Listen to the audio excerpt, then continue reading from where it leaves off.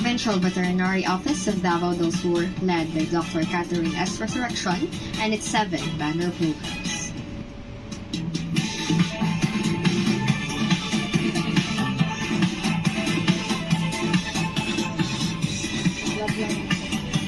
Vlog na. Quality lang yun. Sabagay. Salient accomplishments for the year 2022. Hindi ba? Provincial Animal Rabies Program.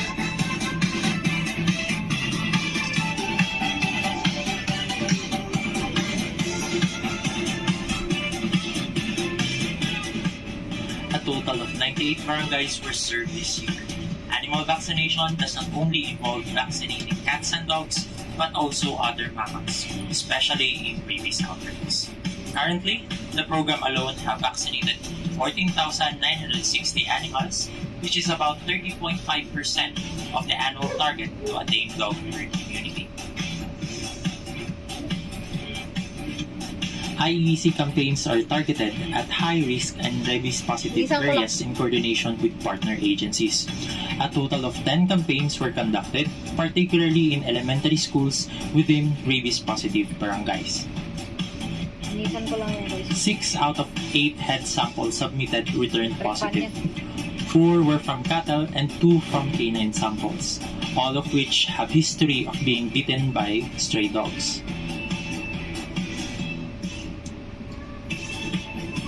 Castration is one of the easiest and most economical options for animal Okay yung audio population na. control. Dun lang talaga na A ano sa total isa. of 22 castration activities were performed, sterilizing 836 animals, 530 of which were dogs and 306 were cats. With the rising cases of human bite incidents and rabies-positive cases, an ordinance adopting the Anti-Rabies Act of 2007 was drafted with a consensus of the Rabies Committee and various stakeholders.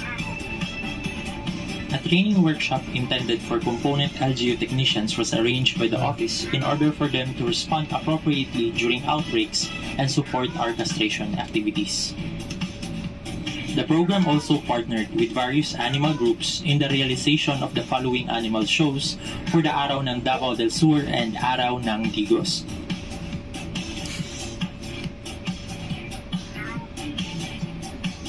The Provincial Animal Health Care Program, in which a total of 87 barangays were served, providing for the deworming, vitamin, and treatment needs of the farmers. Worm infections or helminthiasis is one of the major causes of production losses, and the Provincial Veterinary Office utilizes and advocates the use of different dewormers in order to lessen anthelmintic resistance.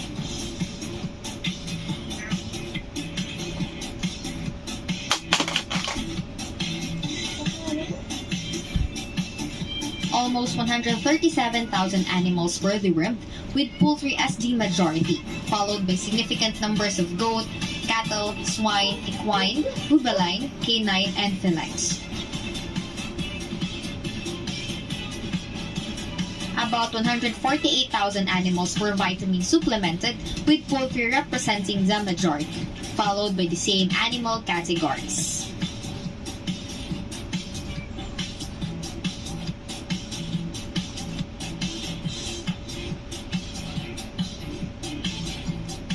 Animals treated are those provided with antibiotics to treat common animal diseases, and almost 99,000 animals were treated following the same trend beforehand.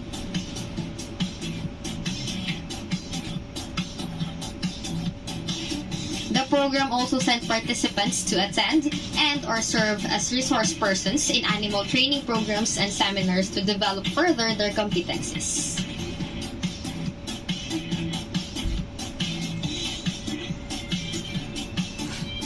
Cute ko naman. Hi, Doc.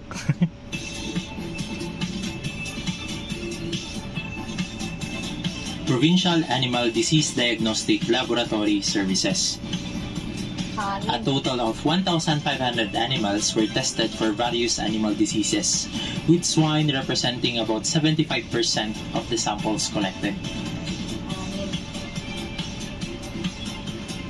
The following represents the test conducted from the samples collected. These tests provide proof of freedom or proof of presence, whatever the results may be. The program also sent participants to attend and or serve as resource person in PADDL-related activities. Queen pa man yun. Low One risk of the pa man to. salient accomplishments of the program is the zone progression of previously positive localities. To summarize, there are 4 major distinct zone colors: red infected zones, pink buffer zones, yellow surveillance zones, and green protected zones. Last 2021, there were 7 red zones and 3 pink zones. As we stand here today, there are 6 pink, 3 yellow, and 1 red zone remaining. Ultimately, the goal of the program for 2024 would be the national declaration of ASF-free status for the province of Davao del Sur. Provincial Animal Breeding Program. One of the major goals of the program is to upgrade the existing cattle and buffalo stock, which will result into hybrid vigor, which generally benefits the farmer in many ways. And a total of 1,137 animals were checked for pregnancy. 192 heads were also hormonally induced. 945 heads were also artificially inseminated. And a total of 154 reported calf drops as cattle and buffalo pregnancy last about 9 and 11 months respectively.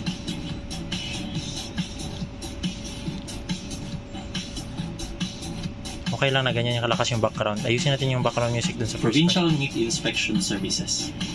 A total of 8 major meat markets are monitored time to time.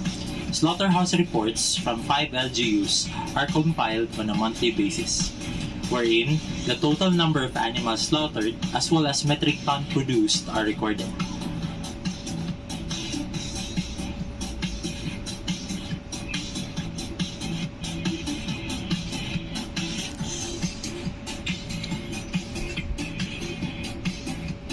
Pwede kong isa ka ako ang TV.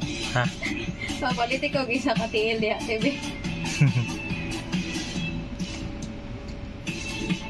Yan ay. Okay lang na ganyan kalakas, babe. Baka pwede natin i-adjust yung sa Kailangan start. ko na lang yung una. Kasi pangit yung transition talaga. Marinig siya na nag-twitch.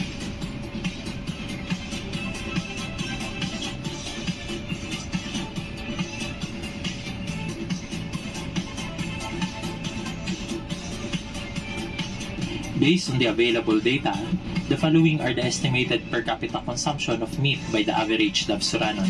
However, this is an underestimate only.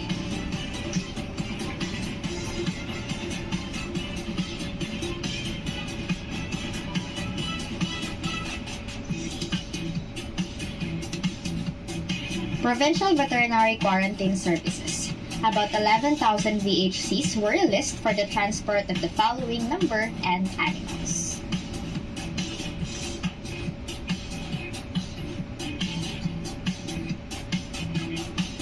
It generated a revenue of 1.64 million as of September of the current year. Moreover, the program currently maintains 4 checkpoints stationed at major highways. These checkpoints intersected 9,561 shipments, of which more than 2/3 are going to or to be dropped within the province.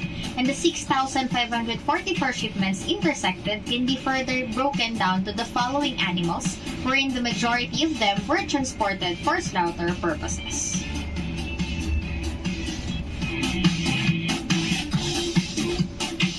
Babaan na lang din natin. Parang hindi yata na-edit yung... Babaan na. Ay, hindi. Ano natin yan siya kasi ma-dead space.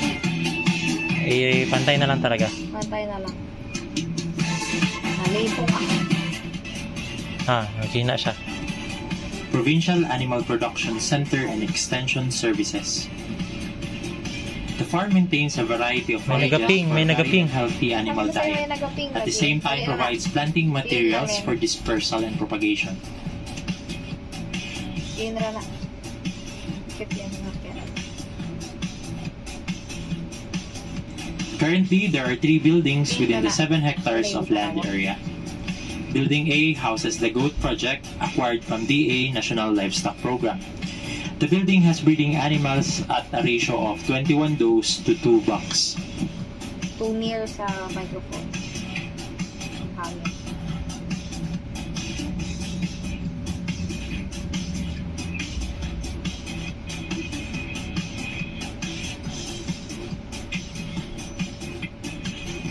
Building B houses both goats and dairy cattle.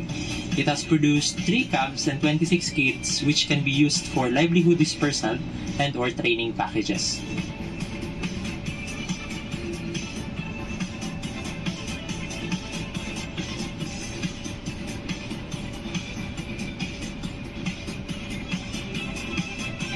Halipay magsadya kita sa Building C houses the 85 heads of free-range chicken which has produced 71 chicks, awaiting the same fate with their ruminant counterparts.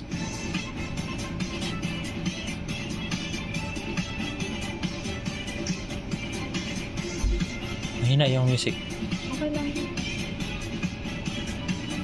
With regards to extension, the direction of DA agenda in response to DTP is to train local IAWs as trainers, after which they will be responsible to train FCAs for that matter.